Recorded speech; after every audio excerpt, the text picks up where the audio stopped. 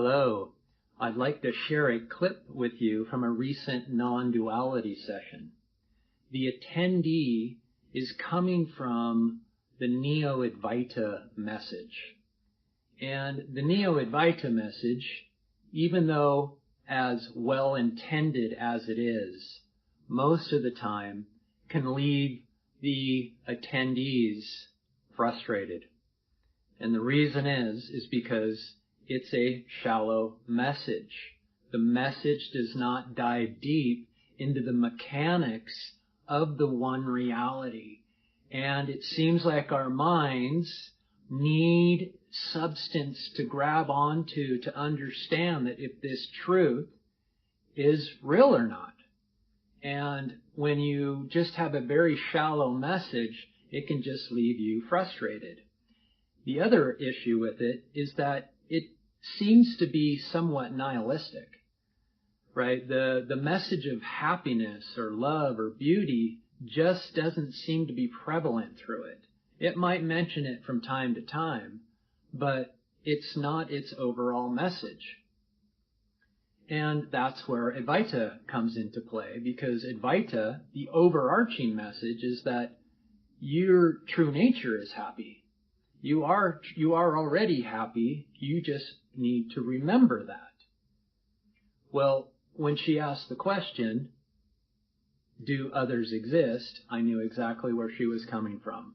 So I do my best to demonstrate the mechanics of the one reality so that she can see that she herself is the one that's being pointed to, and if she chooses to turn her attention to that, she will experience the beautiful qualities of her ever-loving self.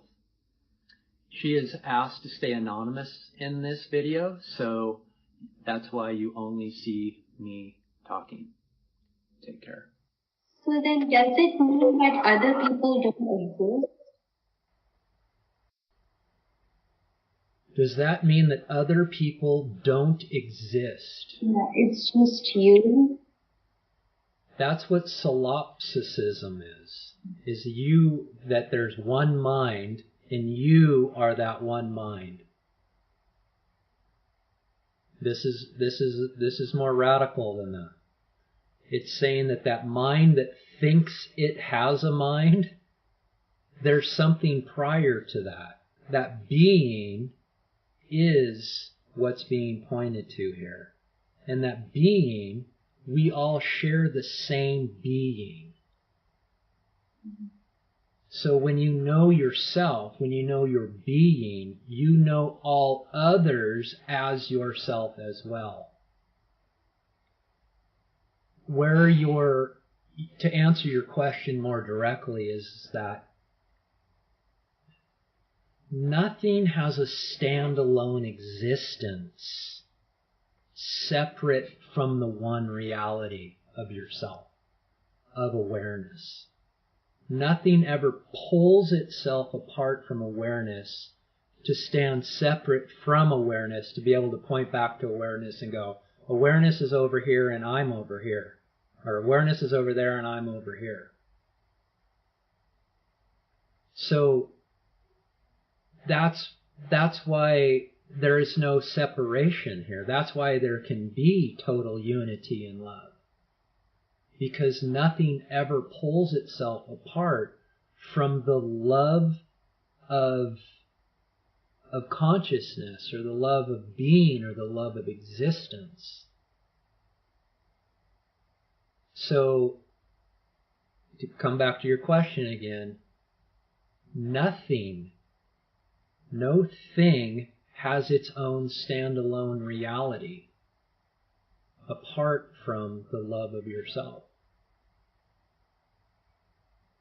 So when you come back to yourself, when you turn your attention within via self-enquiry, and you start to understand what self is again, when you start to remember who you are and the beautiful qualities of yourself, then that's all you know is this experience of happiness and peace.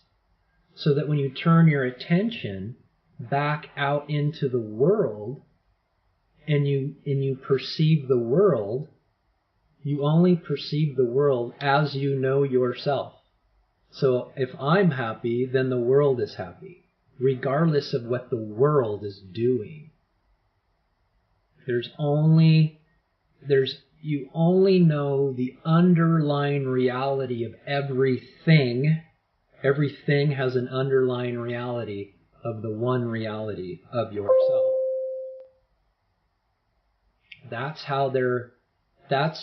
how we explain how it's impossible to have separation and suffering. Because there's only one substance here, you could call it, the substance of awareness, that is appearing as many. Right? I like to say, if this is consciousness or awareness, right? So when I say being or existence or consciousness or awareness, those are all synonymous. I can use those interchangeably and they're the same thing. Okay? So if this is consciousness, if this is the one substance of reality, this in its raw form is it's infinite and formless. What appears in front of us right now is a apparent multitude of objects. And all that is in this means that consciousness has just collapsed itself into a finite form of itself. But it never separates itself from itself. It's the one substance in a formless, infinite form, or a finite form. It's activity. You could call this the activity of this. But it never becomes separate from itself. That is the key takeaway here. That's what allows the possibility of the experience of unity, of the absence of separation. And the more you come back and know yourself, the more you come back and know consciousness as yourself, you experience this. This is still happening. We don't deny this out in the world, the activity of consciousness. And now we don't deny consciousness, in its purest form, you could say. They're both happening simultaneously, but never separate from one another. That's why there can't be separate people. Again, to come back and answer your question. Nobody exists. That would be, we want to say, we pulled ourselves away from consciousness and we're out here being active and we aren't attached to that anymore. We exist independently of this. That's not the case. That's what it appears. All right? So now we're getting into, why does it appear that I feel separate? And this is the real question, right? Okay, I get it. I'm all in. I love this. But I feel separate. And it's in the rising of the ego. The ego pulls itself away from the love of itself. And in that pulling away from itself, it takes itself to be separate from consciousness.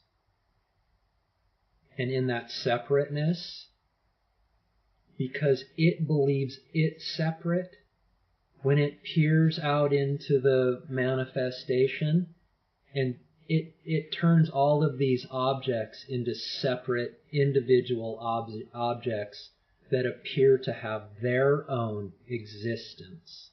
Like it thinks it has its own separate existence.